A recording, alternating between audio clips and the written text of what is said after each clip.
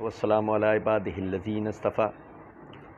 فاعوذ باللہ من شرور انفسنا ومن سیئات اعمالنا من یہد اللہ فلا مضل له ومن یضلل فلا ہادی له واشہد ان لا الہ الا اللہ وحدہ لا شریک له واشہد ان محمدا عبدہ ورسولہ اما بعد فإن خیر الحدیث کتاب اللہ وخیر الہدی ہدی محمد صلی اللہ علیہ وسلم وشر الامور محدثاتها وكل محدثة بدعة وكل بدعة ضلالة وكل ضلالة في النار اعوذ باللہ السمیع العلیم من الشیطان الرجیم من حمزہ ونفخہ ونفثہ بسم اللہ الرحمن الرحیم اللہم صلی علی محمد وعلی آل محمد کما صلیت علی ابراہیم وعلی آل ابراہیم انک حمید مجید اللہم بارک علی محمد وعلی آل محمد کما بارکت علی ابراہیم وعلی آل ابراہیم انک حمید مجید رب اشرح لی صدری ویسر لی امری واحلل عقدۃ من لسانی یفقہوا قولی رب زدنی علما۔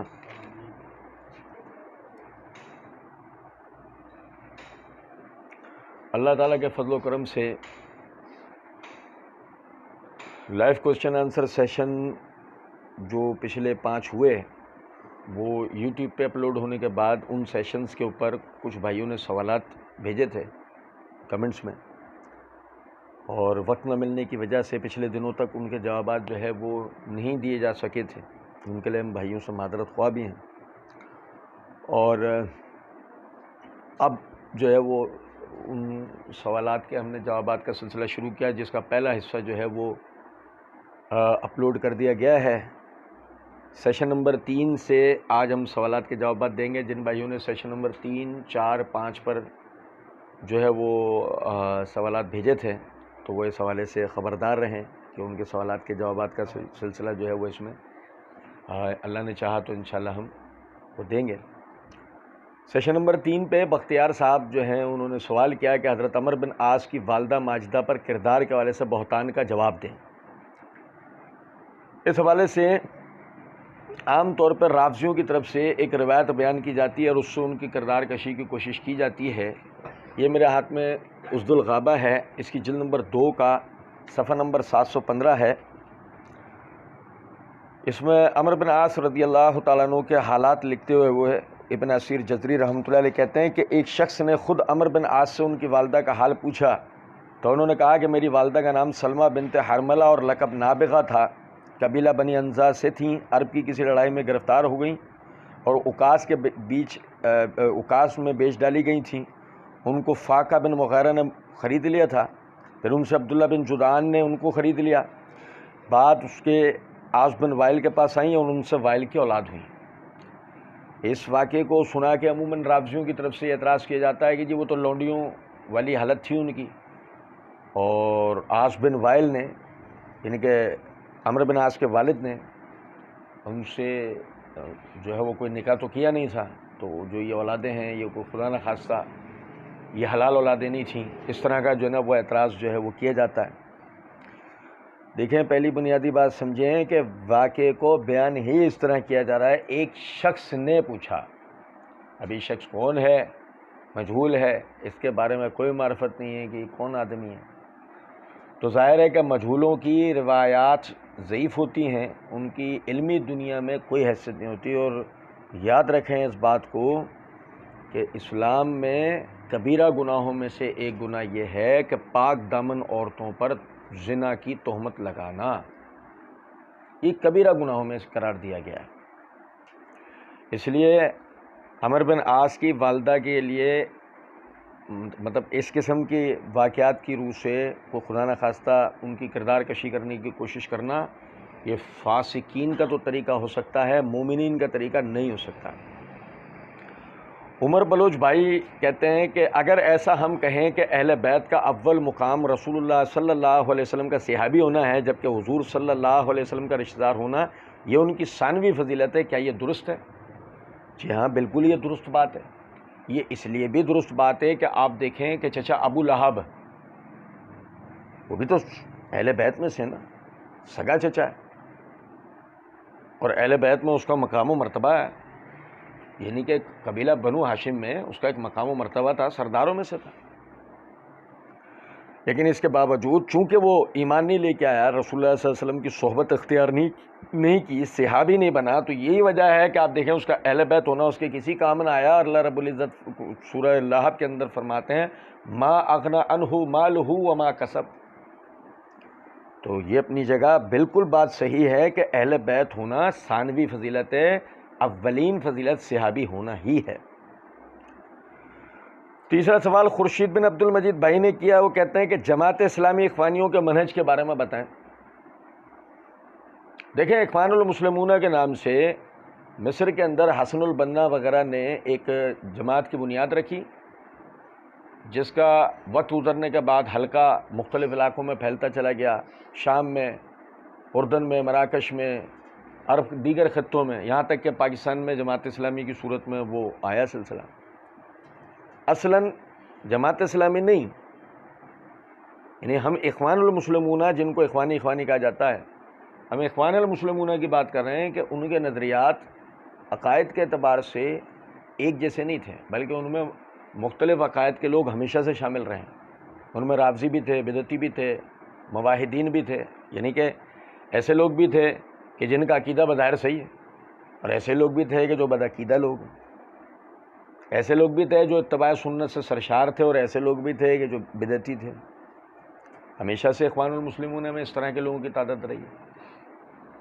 ہاں، ایک جو اصل بنیادی چیز ہے جس سے کہ وہ جمہوری سیاست کے قائل لوگ ہیں، اصلاً خلافت کے داعی بنتے ہیں وہ اپنے آپ کو، لیکن جمہوری رستے سے وہ خلافت کے داعی بنتے ہیں، تو دوسرے لفظوں میں وہ جمہوریت کے قائل لوگ ہیں۔ اور لطف کی بات یہ ہے کہ خوارج کی طرح تکفیر کا نظریہ رکھتے ہیں، علماء کرام تک کے اوپر جو ہے وہ تکفیر کے وہ تکفیر کے معاملات علماء کرام کے ساتھ تک کرتے ہیں، اور علماء حق کے تو خاص طور پہ دشمن۔ یہ ایسا نہیں ہے کہ ہماری زبانی کلامی باتیں ہیں، آپ مطلب کسی بھی جو اخوان المسلمون کے منہج سے تعلق رکھنے والا آدمی ہے، آپ اس سے پوچھیں تو وہ آپ کو یہی بات کہے گا۔ تمام عرب خطے کے علماء کو وہ برا بھلا کہتے ہیں، تمام موجودہ علماء کو برا بھلا کہتے ہیں۔ تو یہ اخوانیوں کے، ان اخوان المسلمون کے ان تکفیری نظریات کی وجہ سے ان کا یعنی کہ اہل سنت والا معاملہ نہیں ہے۔ اور رہ گیا جماعت اسلامی کا معاملہ، تو جماعت اسلامی کا بھی یہی حال ہے، اس میں ہر فکر کا آدمی موجود ہے۔ اصل تو مودودی صاحب کی جو فکر تھی وہ اخوان المسلمون سے ایڈاپٹڈ تھی، تو اگر جو مودودی صاحب کے نظریات کے اوپر عمل کرتا ہوگا اور اس کے نظریات کے مطابق چلتا ہوگا، اس کے اندر بہت حد تک اخوان المسلمون والے معاملات بھی ہوں گے، لیکن ضروری نہیں ہے کہ وہ آدمی تکفیری ہو یا نہ ہو۔ تو یہ دیکھا جاتا ہے اس کے نظریات کے اوپر کہ آیا وہ نظریاتی اعتبار سے، عقائد یا معاملات کے اعتبار سے کیسا آدمی ہے۔ اصلاً اخوان المسلمون ان کا اہل سنت سے کوئی تعلق نہیں ہے، اور نہ ہی ان کا منہج خلافت والا منہج ہے۔ بختیار بھائی کہتے ہیں کہ کیا ارشاد الحق عصری کو زبیر علی زئی مانتے تھے؟ بختیار بھائی ماننے سے ویسے آپ کی مراد کیا تھی آپ نے واضح نہیں کیا۔ میں آپ کو بتا دیتا ہوں کہ شیخ زبیر علی زئی رحمۃ اللہ علیہ شیخ ارشاد الحق عصری حفظہ اللہ کو کیا مانتا ہے۔ یہ میرے ہاتھ میں شیخ صاحب رحمۃ اللہ علیہ کا رسالہ ہے توفیق الباری فی تطبیق القرآن و صحیح البخاری، اس کے صفحہ نمبر 7 کے اوپر وہ لکھتے ہیں کہ حافظ محمد حبیب اللہ ڈیروی دیوبندی نے اپنی کتاب ہدایہ علماء کی عدالت میں صفحہ 96-97 میں صحیح بخاری کے خلاف ایک جعلی قصہ لکھ کر صحیح بخاری کا مذاق اڑایا اور توہین کی۔ مولانا ارشاد الحق عصری حفظہ اللہ نے کتاب امام بخاری پر بعض اعتراضات کا جائزہ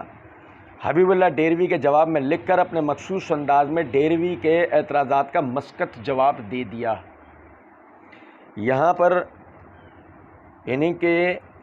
شیخ زبیر علی زئی رحمۃ اللہ علیہ عصری صاحب کے لیے مولانا کا لفظ بھی استعمال کرتے ہیں، حفظہ اللہ کی دعا بھی دیتے ہیں، اور ساتھ ساتھ ان کے جواب کو بطور دلیل بھی ذکر کرتے ہیں۔ پھر اسی طرح یہ دیکھیں، یہ شیخ زبیر کے مقالات کی جلد نمبر 2 کا یہ صفحہ نمبر 173 ہے۔ شیخ زبیر لکھتے ہیں کہ پاکستان کے مشہور محقق اور اہل حدیث کے نامور عالم مولانا ارشاد الحق عصری حفظہ اللہ، یہاں شیخ زبیر علی زئی رحمۃ اللہ علیہ انہیں مشہور محقق بھی تسلیم کر رہے ہیں، اور جماعت کے نامور عالم بھی جو ہے وہ تسلیم کر رہے ہیں۔ اب اس کے بعد بختیار بھائی کیا ماننے کا کہہ رہے ہیں، وہ اگر توجہ دلا دیں گے تو انشاءاللہ ہم اس کو دیکھ لیں گے۔ ارشد خان بھائی نے سوال کیا کہ ابن عباس نے یزید کی بیعت کی، یہ کون سی صحیح حدیث ہے؟ دیکھیں میں آپ کو بتاؤں، یہ علامہ بلازوری کی انصاب الاشراف ہے۔ انصاب الاشراف کا یہ جلد نمبر 5 کا صفحہ نمبر ہے 302۔ اس میں وہ روایت لے کر آئے ہیں کہ یعنی کہ عامر بن مسعود جمعی وہ کہتے ہیں کہ میں مکہ میں تھا جب معاویہ رضی اللہ تعالیٰ عنہ کے انتقال کی خبر آئی، اور ہم مکہ میں ایک جماعت کے ساتھ جن میں ابن عباس رضی اللہ تعالیٰ عنہ موجود تھے وہاں بیٹھے ہوئے تھے، اور وہاں دسترخوان لگا ہوا تھا اور ابھی کھانا نہیں آیا تھا۔ تو ہم نے ان سے کہا کہ یعنی کہ اے عباس، معاویہ رضی اللہ عنہ کی وفات کی خبر آئی ہے۔ انہوں نے جواب میں کہا اللہم اوصِ بمعاویہ، اے اللہ معاویہ کے لیے وسعت پیدا کر۔ اما واللہ ما کانا مثل من قبلہ ولا یاتی بعدہ مثلہ، ان سے پہلے ان جیسا کوئی بھی نہیں تھا اور ان کے بعد ان جیسا شاید ہی کوئی آ پائے۔ وَإِنَّ ابْنَهُ یزید لمن صالح اہلہ، اور یزید ان کے گھرانے میں سے ایک نیک آدمی ہے۔ فَالْزِمُوا مَجَالِسَكُمْ، اس کی صحبت کو لازم کر لو۔ وَأُوتُوا طَاعَتَكُمْ وَبَيْعَتَكُمْ، اور اس کی فرمانبرداری اور بیعت کو اپنے لیے لازم کر لو۔ یہ اس بات کی دلیل ہے کہ ابن عباس رضی اللہ تعالیٰ عنہ نے بھی یزید کی بیعت جو ہے وہ کی تھی، کیونکہ وہ اس کی ترغیب بھی دلاتا ہے۔ فردوس احمد بھائی جو ہے انہوں نے سوال کیا کہ رکوع کے بعد ہاتھ باندھنا قیاس ہے نہ کہ واضح دلیل۔ فردوس احمد بھائی ایسا نہیں ہے، بلکہ آپ کو ہاتھ لٹکانے کی روایت کی تحقیق کرنی چاہیے، مائکروسکوپ لگا کر بھی دیکھیں گے تو انشاءاللہ نہیں ملے گی۔ جبکہ اس کے برعکس یہ سنن نسائی ہے، اس کی جلد نمبر 1 کا صفحہ نمبر 323 ہے، کتاب الافتتاح ہے۔ امام نسائی نے باب قائم کیا باب وضع الیمین علی الشمال فی الصلاۃ، اس کے تحت حدیث نمبر 890 ہے۔ وائل بن حجر رضی اللہ تعالیٰ عنہ فرماتے ہیں رأیت رسول اللہ صلی اللہ علیہ وسلم اذا کان قائما فی الصلاۃ قبض بیمینہ علی شمالہ، نبی صلی اللہ علیہ وسلم جب بھی نماز میں قیام کرتے تھے اپنے دائیں ہاتھ کو بائیں ہاتھ پر رکھتے تھے۔ تو نماز میں جب بھی قیام کیا جائے گا دائیں ہاتھ کو بائیں ہاتھ پہ رکھا جائے گا، قیام میں ہاتھ نہیں لٹکائے جائیں گے۔ اگر آپ کہتے ہیں کہ جی ہاتھ لٹکائے جائیں گے تو آپ کے ذمے پر اس کی دلیل ہوگی۔ عمر بلوچ بھائی کہتے ہیں شیخ صاحب یہ بتا دیں کہ جس طرح حضرت ابو بکر، عمر و عثمان رضوان اللہ علیہ مجمعین کی بیعت خلافت کے واقعات کتب احادیث میں کثرت کے ساتھ نقل ہوئے ہیں، اسی طرح حضرت علی رضی اللہ تعالیٰ عنہ کی بیعت خلافت کے بارے میں صلاح و مشورہ کوئی حضرت عثمان کی طرف سے کمیٹی کچھ افراد پر مشتمل جس طرح حضرت عثمان نے بنائی تھی، جس طرح حضرت ابو بکر نے صلاح مشورے کے بعد حضرت عمر کو نامزد کیا تھا، اسی طرح کے واقعات روایت میں موجود ہیں۔ حج کا موقع ہونے کی وجہ سے اصحاب رسول انصار و مہاجرین کی اکثریت مکہ میں تھی، تو ایک دوست نے سوال کیا کہ پھر بیعت کس نے کی یا بیعت کس نے منعقد کروائی، اس بارے میں وضاحت فرما دیں۔ عمر بلوچ بھائی ایسا لگتا ہے کہ مطلب آپ نے آدھا جواب خود ہی دے دیا، بس پتہ نہیں کیوں مجھ سے تصدیق کروانا چاہ رہے ہیں۔ میرے بھائی تھوڑا سا ہمیں سمجھنا چاہیے کہ جب آپ کو خود یہ بات تسلیم ہے کہ حج کے موقع کی وجہ سے بہت سے حضرات مہاجرین و انصار جو ہے وہ مکہ میں موجود تھے، مدینہ میں لوگ تھے ہی نہیں، تو علی رضی اللہ تعالیٰ عنہ کی بیعت کرنے والے گنتی کے وہ حضرات تھے کہ جو یعنی کہ پہلے سے عثمان رضی اللہ تعالیٰ عنہ کے مطیع و فرما بردار تھے اور کثرت سے بلوائی تھے۔ قلیل تعداد ان لوگوں کی بھی تھی اور کثیر تعداد کن لوگوں کی تھی؟ بلوائیوں کی تھی، جنہوں نے علی رضی اللہ تعالیٰ عنہ کو بیعت کے لیے مجبور کیا اور علی رضی اللہ تعالیٰ عنہ نے بیعت کی۔ اب یہاں یہ نقطہ سمجھیں کہ علی رضی اللہ تعالیٰ عنہ صحیح بخاری کے حدیث کے مطابق جو عثمان رضی اللہ تعالیٰ عنہ کی بنائی ہوئی کمیٹی کی طرف آپ نے اشارہ بھی دیا، لفظ کمیٹی تو خیر مناسب نہیں ہے، یوں کہیں کہ شورا، جو شورا عثمان رضی اللہ تعالیٰ عنہ نے منتخب کی تھی اس میں یعنی عمر رضی اللہ تعالیٰ عنہ نے جو شورا منتخب کی تھی اس میں عثمان رضی اللہ تعالیٰ عنہ کے بعد جو نام لیا وہ لیا ہی علی رضی اللہ تعالیٰ عنہ کا ہے۔ تو یہ اس بات کی دلیل ہے کہ ویسے بھی عثمان رضی اللہ تعالیٰ عنہ کے بعد موضوع خلافت اگر کوئی شخصیت ہے تو وہ علی بن ابی طالب رضی اللہ تعالیٰ عنہ ہی ہیں۔ یہ آپ کی وَمْرُوهُمْ شُورَى بَيْنَهُمْ والی آیت پہ عمل،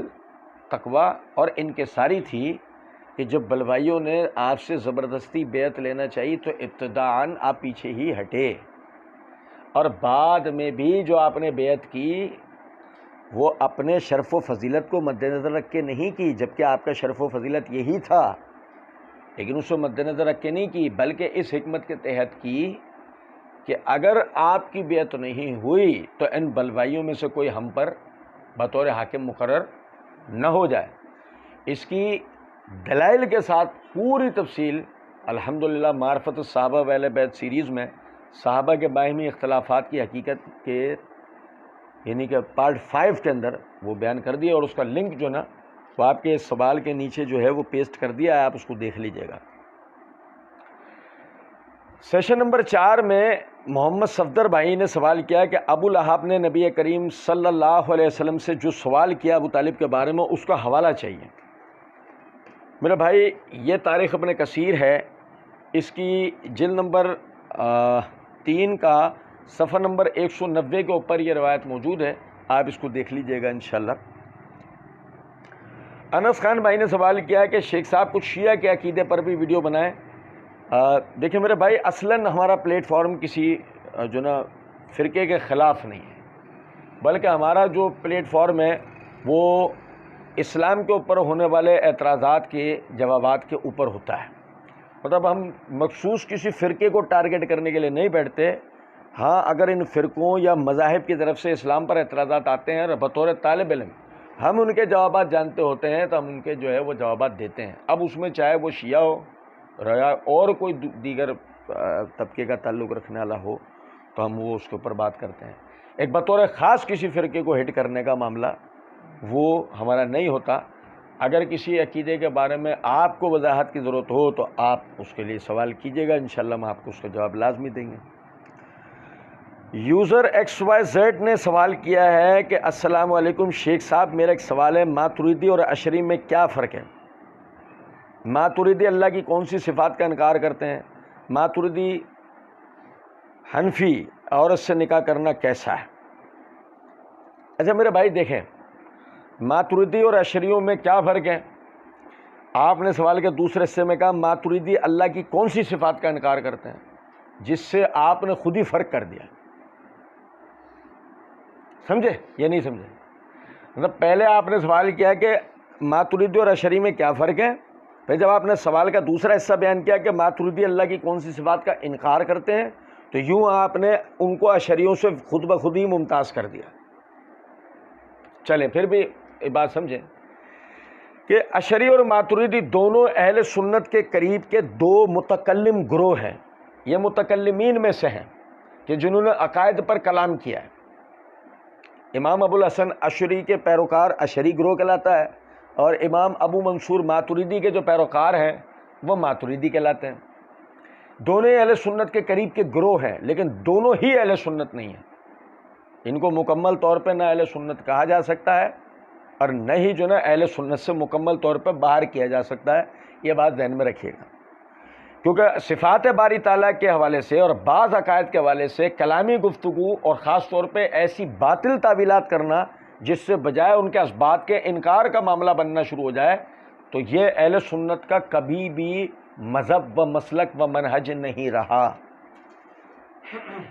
اس لحاظ سے اشعریوں کی بعض تعویلات جو کتاب و سنت کے مراد کے سراسر خلاف ہیں، اور ماتریدیوں کا بعض اس طرح کی تعویلات جس سے صفات باری تعالیٰ کا انکار لازم آتا ہے، تو وہ جو ہے وہ جائز نہیں ہے، اور اس اعتبار سے ان کو قطعی طور پہ نہ اہل سنت کہا جا سکتا ہے، نہ اہل سنت سے خارج کہا جا سکتا ہے۔ یاد رکھیے گا اس بات کو، دونوں متکلم گروہ جو ہیں وہ اصل میں یعنی اسلامی عقائد اور خصوصاً صفات باری تعالیٰ پر اعتراضات جو ملحدین اور فلاسفہ کی طرف سے کیے گئے، ان کو جوابات دینے کے لیے یہ گروہ کھڑے ہوئے۔ ان کی نیتیں بہت اچھی تھیں، لیکن ان کا طریقہ چونکہ وہ علم کلام والا تھا، جس کا نتیجہ یہ نکلا کہ انہوں نے بعض مقامات کے اوپر باطل قسم کی تعویلات کی ہیں۔ لہذا یہ بات یاد رکھیں کہ قطعی طور پر ان کی نہ تو خدمات کا انکار ہے اور نہ ہی جو نا ان کا مکمل طور پہ اہل سنت میں اثبات ہے، یہ ذہن میں رکھیے گا۔ جہاں آپ نے یہ بات کہی کہ ماتریدی عورت سے نکاح کرنا کیسا ہے، تو یہ تو ایک سیدھا بات سمجھیں اس بات کو، ایسا ظلم مت کیا کریں کہ ایک طرف تو آپ یہ کہتے ہیں کہ اہل کتاب سے نکاح کرنا جائز ہے،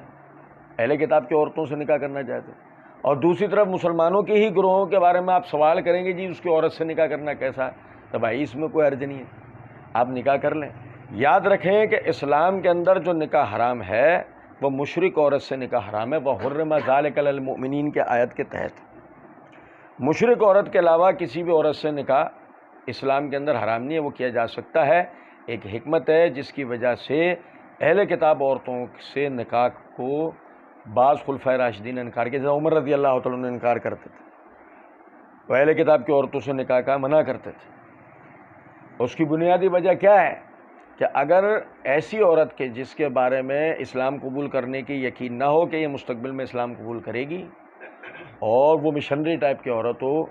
کہ جس کے لیے ہمیں یہ یقین ہو جائے کہ وہ اس سے پیدا ہونے والی جو ہماری اولاد ہے اس کو بجائے وہ ایک بنیاد پرست مسلمان بنانے کے اس کو جس مذہب پہ وہ عورت ہے ادھر لے جائے گی یا ایک سیکولر قسم کا آدمی بنا دے گی، تو ایسی عورت سے نکاح جائز نہیں ہے۔ AW ٹیوب بھائی نے سوال کیا ہے کہ سر کیا ووٹ ڈالنا کفر ہے، پلیز اس بارے میں بتا دیں۔ میرے بھائی آپ سمجھے ذرا اس بات کو، ان الحکم الا للہ کے تحت حاکمیت اصلاً اللہ ہی کے لیے، اور جب آپ یعنی کہ حاکمیت کا تصور اللہ کی ذات سے ہٹا کر غیر اللہ کے اندر تسلیم کریں تو یہاں پر علماء کا اختلاف ہو جاتا ہے۔ اسلام چونکہ خلافت کا قائل ہے، یعنی اللہ کی حاکمیت کا قائل ہے، جس میں خلیفۃ المسلمین اللہ کے ایک نمائندے کی حیثیت سے حاکمیت کرتا ہے، اس کی نمائندگی کرتا ہے، حاکم تو اللہ ہی ہوتا ہے لیکن اس کی نمائندگی کرتا ہے۔ تو اس صورت میں مسلمانوں کے اوپر لازم ہوتا ہے خلافت کے قیام کے لیے کوششیں کرنا، نہ کہ جمہوریت میں اپنا سر پیٹنا۔ ووٹ ڈالنے کو ہم کفر نہیں کہہ سکتے، اس بنیاد پہ نہیں کہہ سکتے کہ ووٹ ڈالنے والے کا ایسا کوئی عقیدہ نہیں ہے کہ وہ اللہ کے حاکم اعلیٰ ہونے کا انکار کرتے ہوئے ووٹ ڈال رہا ہو، اس لیے ہم اس کے فعل کو کفر یا اسے کافر نہیں کہہ سکتے۔ ہاں لیکن جو اس بات کو جانتا بھی ہو کہ حاکم کون ہے، اللہ ہی ہے، اور اس کے باوجود وہ غیر اللہ کی حاکمیت کے لیے تکودو رات دن کر رہا ہو، جانتے ہوئے بھی کہ حاکم اللہ رب العزت ہے، اس کے لیے یہ فیصلہ علماء کرام کرتے ہیں، ہم تو پھر ایک معمولی طالب علم۔ یاد رکھیں جمہوریت سراسر اسلام کے خلاف ہے، اس کے رستے سے کبھی بھی اسلام نہیں آ سکتا۔ جو لوگ بھی اس کے لیے جان لگاتے ہیں، ہمارے لیے زندہ مثال جماعت اسلامی پچھلے 50-60 سال سے یعنی کوشش میں لگی ہوئی تھی کہ کسی طرح جمہوریت کے راستے خلافت آ جائے، کامیاب نہیں ہو پائے۔ کیونکہ یہ بات یاد رکھیں کہ آپ دودھ میں ایک قطرہ بھی پیشاب ڈال دیں تو دودھ کی پاکی کی اب بحث ہو سکتی نہیں ہو سکتی، بات یاد رکھیے گا۔ خلافت کا نام لے کر جمہوریت کی آمیزش آپ کو کبھی بھی خلافت تک لے جا سکتی، الا ماشاءاللہ ایسا کبھی بھی نہیں ہو سکتا۔ سید جاسم بھائی کہتے ہیں جناب میں انڈیا کشمیر میں رہتا ہوں، کیا یہاں کے مسلمانوں سے کم پرستش ہوگی اگر گناہ ہو جیسے کہ سود سے بچنا؟ میرے بھائی دیکھیں، یہ بات یاد رکھیں کہ اللہ رب العزت نے قرآن پاک کے اندر فرمایا لا یکلف اللہ نفسا الا وسعہا، ہم نے کسی جان پہ اس کی برداشت سے زیادہ بوجھ نہیں رکھا ہے۔ اگر آپ کے اوپر جبراً سود کے معاملات مسلط کیے جاتے ہیں تو گناہ آپ کی حکومت کے اوپر ہوگا، لیکن اگر آپ کے اوپر جبراً جو ہے وہ سود کے معاملات نہیں ڈالے جاتے ہیں تو گناہ آپ پر ہی ہوگا، چاہے آپ انڈیا کشمیر میں رہیں، چاہے آپ دنیا کے کسی بھی خطے میں رہتے ہوں۔ دارالکفر میں رہنے کی وجہ سے گناہ یا سود حلال نہیں ہو جاتا۔ جس فقہ کا یہ مسئلہ ہے، یہ مسئلہ بالکل باطل ہے، وہ فقہ والے خود بھی سمجھتے ہیں۔ دارالکفر میں رہنے کے بعد بھی آپ پر اسلام کی پابندی لازم ہے جب تک آپ کو وہ اس عمل کے لیے مجبور نہ کر دیں۔ عرفان احمد بھائی نے سوال کیا کہ واقعہ ہررا پر ویڈیو بنائے، اس کی کیا سچائی ہے؟ اللہ تعالیٰ کے فضل و کرم سے ہم نے مرزا انجینئر کی حقیقت کے عنوان کے تحت جو ویڈیوز بنائی، اس میں مرزا نے جب واقعہ ہررا کا مسئلہ جہاں اٹھایا ہوا، ہم نے اس کو جواب دیتے ہوئے کچھ تفصیل تو بیان کی ہے، لیکن انشاءاللہ آپ کے حکم پہ عمل کرتے ہوئے مستقبل کے اندر اگر آسانی ہوتی ہے تو اس کے اوپر ایک مکمل ویڈیو بنا دیں گے۔ آپ اللہ تعالیٰ سے ہمارے لیے توفیق اور آسانی کا سوال کیجیے گا۔ انس خان بھائی نے سوال کیا کہ شیخ صاحب پلیز ایسا نہ کیا کریں کہ میری وہ ویڈیو دیکھ لیں، مختصراً کچھ تو بیان کر دیا کریں۔ انس خان بھائی، عرض یہ ہے کہ دیکھیں، جب یہ توجہ دلائی جاتی ہے نا کہ وہ ویڈیو دیکھ لیا کریں، تو وہ اس لیے بھی دلائی جاتی ہے بھائی جان، اس کے لیے محنت ہوئی ہے، آپ سمجھیں۔ ہم نے اس دلائل کو اکٹھا کرنے میں رات دن ایک کیے ہوتے ہیں، اور اس محنت کے نتیجے میں آپ کو ایک ایسا دستاویز بنا کر دے دیا ہوتا ہے کہ جس پر اگر آپ تحقیق کر لیں تو آپ ایسے نتیجے تک پہنچ جاتے ہیں جسے کسی حد تک مستند نتیجہ کہا جاتا ہے، اور اس کو لے کر آپ کسی بھی بڑے سے بڑے چیلنج کا سامنا کر سکتے ہیں۔ یہ اللہ کا ہم پر بہت بڑا کرم و فضل ہے۔ مختصراً جواب تو دینا تو اس طرح ہے، سنیے گا ذرا بات، مختصراً جواب دینا تو اس طرح ہے کہ کوئی سوال کریں کیا مرزا انجینئر جہنم میں جا سکتا ہے؟ جی جا سکتا ہے۔ اب ظاہر ہے آپ ہم سے پوچھیں گے نا کیسے، تو یہ کیسے کی جو تفصیل ہے اسی کا ہم آپ کو توجہ دلایا کرتے ہیں۔ سوال کرنے میں تو سوال ہو سکتا ہے، جیسے مثال کے طور پہ سمجھے ذرا، معاویہ رضی اللہ تعالیٰ عنہ جنتی ہیں؟ جی ہاں بے شک جنتی ہیں۔ اب دیکھو بات تو وہی آ جائے گی نا کہ اگر ایک آدمی تفصیل کی طرف جائے، وہ کہتے ہیں وہ کیسے، تو ہم نے اس کیسے اور کیوں کو پہلے ہی واضح کر دیا ہے۔ جب ہی ہم جو ہے توجہ دلاتے ہیں کہ وہ ویڈیو کو دیکھ لیں، اگر ایک جملے میں جواب دیتے ہیں تو بعض مرتبہ آپ کی تو تسلی ہو جائے گی، لیکن آپ کے علاوہ جو بھائی ہمیں سن رہے ہوتے ہیں ان کی تسلی نہیں ہوتی۔ ظاہر ہے کہ وہ تو یہی کہتے ہیں کہ میاں تم تو جمعہ 8 دن، تمہاری بات کی حیثیت ہی کیا ہے؟ اور یہ حقیقت ہے، ہماری رائے تو بحیثیت طالب علم، ہمارے رائے کی ویسی کوئی حیثیت نہیں ہے۔ اسی لیے عموماً آپ کو تفصیلی ویڈیو کی طرف توجہ دلائی جاتی ہے کہ آپ کے سامنے دلائل آ جائیں کہ جس کے بعد کسی کہنے والے کو کچھ کہنے کی گنجائش باقی بچے الا ماشاءاللہ۔ محمد یوسف بھائی نے سوال کیا آج کل ایک اور فتنہ نشوونما پا رہا ہے، ایک چھوکرا سا حافظ عاطف نامی قرآن کی عجیب و غریب تشریح کر رہا ہے، اس بارے میں بھی ارشاد فرمایا جزاکم اللہ خیرن و ایاکم ایضاً۔ بات اصل میں میرے بھائی یہ ہے کہ یہ حافظ عاطف جو ہم سمجھ رہے ہیں تو یہ ہمارے حیدرآباد کا ہی جو ہے وہ پیدا کردہ ایک بیج ہے، اور ایک زمانے میں ان صاحب کو مناظرے کا شوق بھی اٹھا تھا اور سامنے بھی یہ بیٹھے تھے، اور اس کے بعد جو ان کے ساتھ ہوئی تھی، صلی اللہ تعالیٰ سے عافیت کا ہی ہم سوال کرتے ہیں اپنے لیے بھی اور سب کے لیے بھی۔ تو خیر بات وہی ہے کہ چونکہ وہ اس قسم کی شہرت پائے ہوئے نہیں ہیں کہ جس کی وجہ سے ایک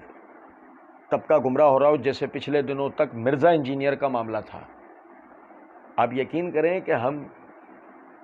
مرزا انجینئر کو بھی جل ترن نہیں ڈالتے۔ جل ترن سمجھتے ہیں؟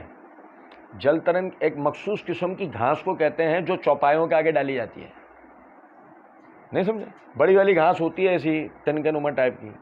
جانور اس کو کھاتا ہے، بھوس ٹائپ کا نکلتا ہے اس میں، تو نہیں کہتے کہ بھائی گھاس نہیں ڈالتے، تو وہی میں نے توجہ دلائی ہے۔ تب مرزا جی کو بھی گھاس نہیں ڈالتے، اگر مرزا جی جو ہے اس کی وجہ سے لوگ گمراہ نہیں ہو رہے تھے، تو وہ چونکہ وہ لوگ گمراہ ہو رہے تھے اسی لیے ہم نے اس کو جواب دیا۔ اگر یہ عاطف جو ہے اس سے بھی اگر کوئی اس طرح کا معاملہ ہوا مستقبل میں تو انشاءاللہ کریں گے معاملہ، بلکہ میں تو آپ سے یہ کہوں گا کہ اگر اس عاطف سے آپ کا کسی بھی طرح کا کوئی رابطہ ہے تو آپ اس کو کہیں کہ یہ ہمارا سامنا کرے اور آمنے سامنے ہم سے بیٹھ کر بات کرے، جو تشریحات یہ کر رہا ہے وہ آمنے سامنے ہمارے بیٹھ کے اور یہ ہمیں سمجھائے تو وہ زیادہ بہتر ہے۔ وائس آف امیہ سوال کیا سر کیا شیعہ مسلم ہیں کیونکہ ان کی حدیث الگ ان کی شریعت الگ، یہ لوگ قرآن کو مکمل نہیں سمجھتے، ان کے آخری امام مہدی مکمل قرآن لائیں گے، امام باڑہ اور مندر میں کوئی فرق نہیں سمجھتا، سر اس کا جواب ضرور دیں۔ اچھا دیکھیں بھائی، جہاں تک یہ سوال ہے سر کیا شیعہ مسلم ہے، دیکھیں ایک بات سمجھے گا ذرا اس بات کو، کسی بھی ایک عام آدمی کا جو یوں کہتا ہو لا الہ الا اللہ، یہ کہنے کے بعد جو ہے نا اب اس کے مسلم ہونے کی بحث ہوگی، اس کے کافر ہونے کی بحث، مشرک ہونے کی بحث یہ نہیں ہوگی۔ لا الہ الا اللہ کہنے والے کی مسلم ہونے کی بحث ہوگی۔ اب لا الہ الا اللہ کہنے کے بعد آگے وہ کون سے نظریات و عقائد بیان کرتا ہے پھر اس پر بات ہوگی، اس پہ نہیں۔ جس نے لا الہ الا اللہ کہہ لیا وہ تو اسلام میں داخل ہے، اب اس کے مسلم ہونے کی بات ختم، وہ مسلم تو ہے، وہ بات چھوڑ دیں اسے۔ اب آگے یہ یعنی کہ کہا کہ بھئی کیونکہ ان کے حدیث الگ، ان کی شریعت الگ، نہیں ایسا نہیں ہے، ان کی حدیث الگ نہیں ہے، سمجھیں اس بات۔ اگر آپ کا ان یعنی کہ کتب اربعہ جو شیعہ حضرات کی کتب احادیث ہیں ان کا آپ نے اگر مطالعہ کر رکھا ہے تو بیسیوں مقامات پر وہ روایات ہیں جنہوں نے اہل سنت سے سرقہ کی ہیں، چوری کی ہیں، نہیں سمجھے؟ جیسے مثال دیتا ہوں آپ کو ایک ہی حدیث سے، امام بخاری رحمۃ اللہ علیہ صحیح بخاری کتاب المغازی میں غزوہ خیبر کے باب میں حدیث لے کے آئے ہیں، اسی طرح کتاب النکاح میں لائے ہیں اسی حدیث کو، کہ سیدنا علی بن ابی طالب رضی اللہ تعالیٰ عنہ فرماتے ہیں کہ نبی اکرم صلی اللہ علیہ وسلم نے غزوہ خیبر میں ہمیں پالتو گدھے کا گوشت اور متعۃ النساء عورتوں سے متع کرنے کو قیامت تک کے لیے حرام قرار دیا۔ پالتو گدھے کا گوشت اور متع قیامت تک کے لیے حرام قرار دے دیا۔ کون کہہ رہے ہیں؟ امیر المومنین سید المتقین علی بن ابی طالب رضی اللہ تعالی عنہ۔ اب یہی روایت تہذیب الاحکام توسی کی، یعنی شیعہ محدث توسی کی تہذیب الاحکام کے اندر بھی موجود ہے، انہی الفاظ کے ساتھ ہے، اسی وقوعے کے ساتھ ہے کہ خیبر کا ذکر۔ تو میرا مقصد عرض کرنے کا یہ ہے کہ اس میں یہ کہنے کہ جو ان کی حدیثیں الگ، ہاں بعض مقامات پہ انہوں نے بھی وہی ضعیف اور موضوع اور مکذوبہ روایات ذکر کر رکھی ہیں، تو اس میں تحقیق کو دخل ہے، آپ تحقیق سے اس کا ضعیف اور غلط ہونا اس کو ثابت کریں۔ جو اگر وہ اپنی اندھی بہری لنگڑی لولی تقلید سے مجبور ہو کر نہ کرے تو وہ دیگر مسئلہ ہے، اور جو اگر کر لے تو اس کی اصلاح ہو جائے گی، اس کی غلطی کا ازالہ ہو جائے گا، وہ آپ کی طرف آئے گا۔ سمجھے ہیں بات کو یا نہیں؟ یہ لوگ قرآن کو مکمل نہیں سمجھتے۔ ہاں یہ اب ایک نقطہ ہے کہ رافضیوں کا یعنی شیعوں کا وہ گروہ، رافضیوں کا گروہ یا جو خود کو شیعہ کہلانے والا وہ شخص کہ جو تحریف قرآن کا قائل ہے، خاص طور پہ ان کے اکابرین جو تحریف قرآن کے دلائل بھی دیتے ہیں، ان کے کفر میں کوئی شک نہیں ہے، بلکہ ان کو کفر میں شک کرنے والا بھی کافر ہے، یہ ذہن میں رکھیے گا۔ جو قرآن کی میں تحریف کے قائل ہوں اور اس تحریف کا قائل آدمی کو جو آدمی کافر نہ سمجھتا ہوں، یہ بھی کافر ہے، اس میں کوئی دو رائے نہیں ہے۔ اب وہ چاہے شیعہ میں ہو، وہ اہل سنت لیبل لگا کر کوئی ہو، جیسے مرزا انجینئر نے بھی باقاعدہ معرفت الصحابہ مسئلہ نمبر 157 پارٹ 2 کے آخر کے اندر اس مسئلے کو اٹھایا ہے اور اس کی اپنے گمان کے اندر صحیح مسلم سے دلیل دینے کی کوشش کی، جس کا ہم نے اللہ کے فضل و کرم سے بہت زبردست جواب دیا۔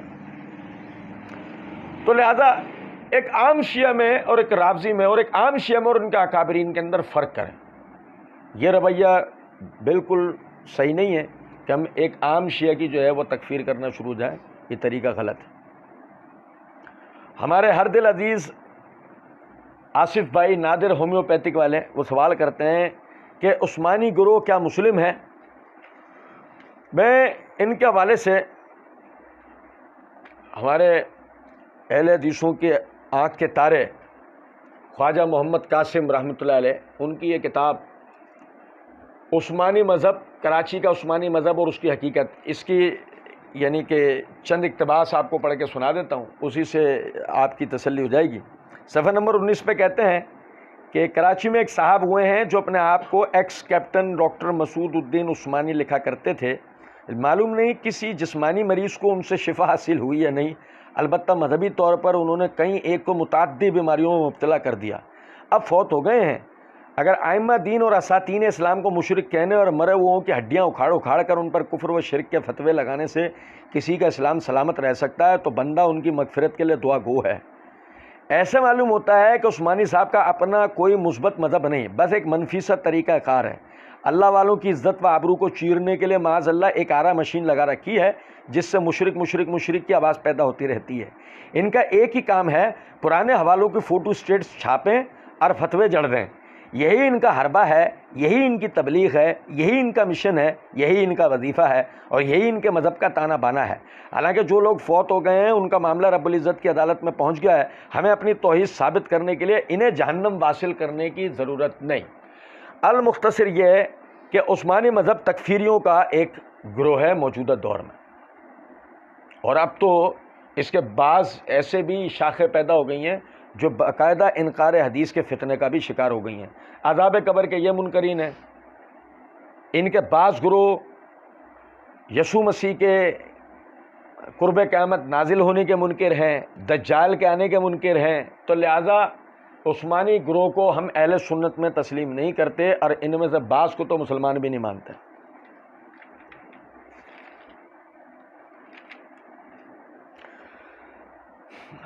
سیشن نمبر 5 میں حافظ عاصم کہتے ہیں شیخ صاحب بہت سے لوگوں کے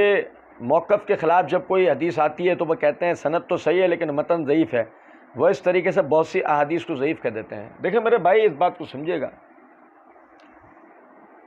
موقف کے خلاف حدیث آنے کے بعد حدیث پر اعتراض علمی انداز میں اگر کیا جاتا ہے، جیسے فرض کریں کسی آدمی نے کہا یہ اس کا متن ضعیف ہے، آپ کہہ دیا کوئی مسئلہ نہیں۔ یہ کیا ہے؟ یہ کلام مولوی صاحب نہیں ہے، یہ کلام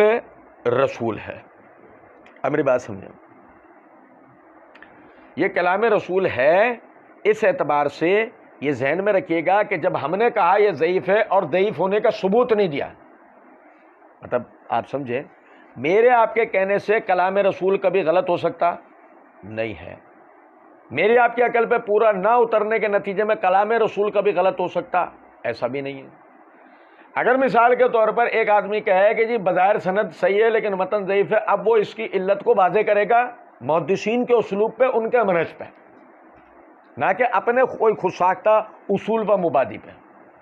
یہ بات سمجھ رہے ہیں؟ اپنے کسی خود ساختہ اصول و مبادی پہ، جیسے غامدی صاحب کرتے ہیں،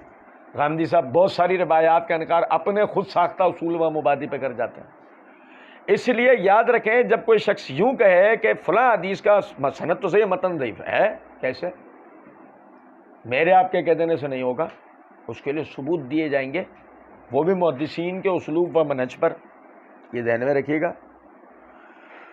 اور اگر وہ ثابت ہوتا ہے تو ہم اس کی بات تسلیم کریں گے، چاہے اس کے وہ بظاہر ایسا لگ رہا ہو وہ اپنے موقف کے خلاف جرا کر رہا ہے، نہیں، اس کا موقف اگر صحیح ہے ہم اس کے موقف کو تسلیم کریں گے، اس میں کوئی ایسی بات نہیں۔ لیکن محض کسی کے کہہ دینے سے ہم کلام رسول کا انکار نہیں کر سکتے۔ ہاشو بھائی کہتے ہیں کہ تاریخ اسلام نجیب الدین آبادی کی کیسی کتاب ہے؟ یہ اکبر شاہ نجیب آبادی جو ہے وہ شیعت کی طرف مائل تھے اور ایک مطلب مورخ تھے، ان کا پیمانہ جو ہے بلازوری کی طرح ہے، اسانید سے عموماً بحث نہیں کرتے، بعض مرتبہ اپنی تاریخ کے اندر جھوٹے مکذوبہ واقعات بھی ذکر کرتے ہیں۔ اس لیے آپ اگر ان کی کتاب تاریخ اسلام کا مطالعہ کر رہے ہیں تو اس میں ذکر کردہ واقعات کو من وعن تسلیم نہ کریں، آنکھیں بند کر کے ان پہ ایمان نہ لائیں۔ کوشش اسی بات کی کریں کہ اگر صحابہ تابعین کے کردار کشی کوئی نظر آ رہی ہے ان کے بیان کردہ واقعات میں،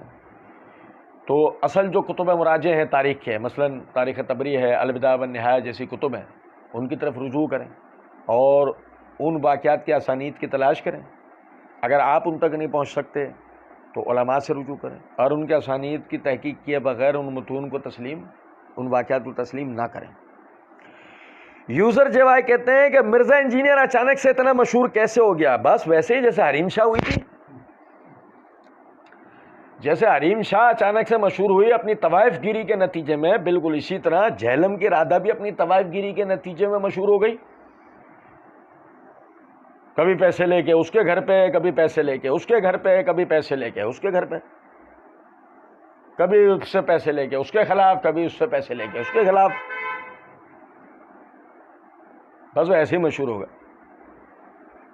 اور یاد رکھیں شہرت دو طرح کی ہوتی ہے، مثبت اور منفی۔ تو جہلم ارادہ مرزا انجینئر کی شہرت ہے، مثبت نہیں ہے، منفی ہے، یعنی وہ بدنام ہوئے، مشہور نہیں ہوئے، جلدی سے کیا ہو گئے؟ جلدی سے بدنام ہو گئے۔ اور اس میں کچھ کردار ہمارا بھی ہے، جس پہ ہم کبھی کبھی فخر بھی کرتے ہیں۔ عظیم آج بھائی سوال کرتے ہیں رشوت لینے دینے والی یہ روایت صحیح ہے؟ بھائی جان فی الحال تو صحیح، اس کی سند پر بعض حضرات کلام کرتے ہیں جیسے معجم الاوسط طبرانی والی روایت پہ، لیکن یہ دیگر روایات کے شواہد کی وجہ سے روایت صحیح ہے۔ سیشن نمبر 5 کا آخری سوال جو ہے وہ محمد حیدر بھائی نے کیا ہے، کیا آپ کو علم ہوگا شیخ کچھ علماء لڑکیوں کو پڑھاتے ہیں ایک کلاس میں، کیا یہ سب جائز ہے؟ اور کیا قرآن و حدیث یا صحابہ کرام رضی اللہ علیہم اجمعین یا کسی علماء کے اجتہاد ہیں اس پر وہ علماء پڑھا سکتا ہے؟ اور بہت سارے اس میں اختلاف کرتے ہیں، آپ اس سوال کی رہنمائی کریں قرآن و حدیث کے ساتھ۔ دیکھیں جہاں تک علماء کا لڑکیوں کو پڑھانے کا معاملہ ہے تو وہ تو الحمدللہ جو ہے نا وہ ثابت ہے۔ یہ میرے ہاتھ میں صحیح بخاری ہے، اس کی جلد نمبر 1 کتاب العلم، امام بخاری رحمۃ اللہ علیہ نے باب قائم کیا، باب عزت الامام النساء و تعلیمہن، مسلمانوں کے امام کا عورتوں کو نصیحت کرنا اور انہیں تعلیم دینا۔ اس کے تحت حدیث نمبر 97 ہے کہ ابن عباس رضی اللہ تعالیٰ عنہ فرماتے ہیں کہ میں حضرت صلی اللہ علیہ وسلم پر گواہی دیتا ہوں کہ آپ مردوں کی صف سے نکلے اور آپ کے ساتھ بلال تھے، آپ کا خیال ہوا کہ عورتوں تک میری آواز نہیں پہنچی، پھر آپ نے عورتوں کو نصیحت کی اور ان کو خیرات کرنے کا حکم دیا، تو کوئی عورت اپنی بالی پھینکنے لگی، کوئی انگوٹھی، اور بلال نے اپنے کپڑے کے کونے میں انہیں جمع کرنا شروع کر دیا۔ یعنی یہ مشہور واقعہ ہے کہ عید کے خطبہ دینے کے بعد آپ عورتوں والے حصے میں گئے، انہیں علیحدہ سے بھی نصیحت کی اور انہیں خیرات کرنے کی تعلیم دی۔ امام بخاری رحمۃ اللہ علیہ اس واقعے سے توجہ دلا رہے ہیں کہ عالم امام جو ہے وہ عورتوں کو جو ہے وہ نصیحت کر سکتا ہے، انہیں تعلیم دے سکتا ہے، اس میں کوئی حرج نہیں۔ بلکہ صحیح بخاری میں ایک اور مقام پر امام بخاری رحمۃ اللہ علیہ ایک حدیث لے کر آئے ہیں کہ خواتین نے آ کے نبی صلی اللہ علیہ وسلم سے اس بات کی یعنی کہ گزارش کی کہ آپ پورے ہفتے مردوں کو تو نصیحت کرتے ہی ہیں، ہمارے لیے بھی کوئی دن مقرر کر دیں، تو نبی صلی اللہ علیہ وسلم نے ہفتے کا ایک دن خواتین کو ہی تعلیم کرنے کے لیے مخصوص کیا۔ تو یہ بالکل یعنی کہ عالم خواتین کو پڑھا سکتا ہے، اس میں کوئی حرج نہیں۔ ہاں اب رہ گئی بات یہ کہ جیسے میرے استاد ہیں محمد یوسف قطری حافظہ اللہ، وہ بہنوں کو پڑھاتے ہیں الحمدللہ۔ اب ان کو پڑھانے کا طریقہ کیا ہوتا ہے کہ میرے جو استاد ہیں وہ ایک طرف کمرے میں بیٹھے ہوتے ہیں، بیچ میں ایک بلند و بالا دیوار ہوتی ہے جس کے اوپر سے یعنی وہ دیوار کشادہ ہوتی ہے، کھلی ہوئی ہوتی ہے، اور اس کمرے کے اس طرف جو ہے وہ بہنیں بیٹھی ہوئی ہوتی ہیں، تو وہ انہیں مشکات، ریاض الصالحین وغیرہ کتابیں جو ہے یہاں سے وہ پڑھا رہے ہوتے ہیں، ادھر وہ آواز جاری ہوتی ہے، ادھر وہ بہنیں بیٹھی ہوئی پڑھ رہی ہوتی ہیں۔ اور یہ آج سے نہیں، وہ پچھلے 20-25 سال سے اسی طرح بہنوں کو پڑھا رہے ہیں اور بہنیں پڑھتی ہیں الحمدللہ۔ میرا اصل میں بتانے کا مقصود یہ ہے کہ اگر شرعی پردہ ہو اور یعنی کہ شرعی پردے کی پابندی وغیرہ وہ سب معاملات ہوں تو عالم جو ہے مرد عالم وہ خواتین کو پڑھا سکتا ہے، اس میں کوئی حرج نہیں۔ اصل میں عورت کی آواز کا پردہ ہے، مرد کی آواز کا پردہ نہیں ہے، عورت کی آواز کا پردہ ہے، اور عورت کا پردہ ہے مرد کو نگاہیں نیچے رکھنے کا حکم۔ عورت اگر جب کوئی سوال کرے گی اپنے استاد سے تو مردانہ وجاہت کے ساتھ کرے گی، جیسے سورہ احزاب توجہ دلاتی، نہیں اس کو کوئی بات اپنے استاد سے سمجھ میں نہیں آتی تو وہ اس کو باروب انداز میں پوچھے گی، مری ہوئی لاغر آواز کے ساتھ یا وہ کوئی رومانس والی آواز کے ساتھ جو ہے وہ نہیں کرے گی۔ اس چیز کو جو ہے ذہن میں رکھا جائے۔ باقی خواتین کو مرد تعلیم دے سکتے ہیں، اس میں کوئی حرج نہیں۔ اللہ تعالیٰ سمجھنے اور عمل کرنے کی توفیق دے۔ وما علینا الا البلاغ۔